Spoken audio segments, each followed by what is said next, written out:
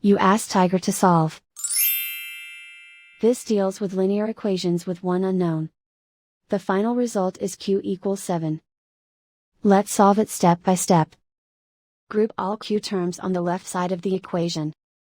Subtract 3q from both sides. Group like terms. Simplify the arithmetic. Group like terms. Simplify the arithmetic. Group all constants on the right side of the equation. Add 9 to both sides. Simplify the arithmetic.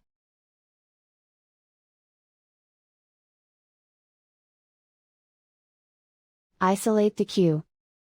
Divide both sides by 3. Simplify the fraction. Find the greatest common factor of the numerator and denominator. Factor out and cancel the greatest common factor. And so the final result is q equals 7.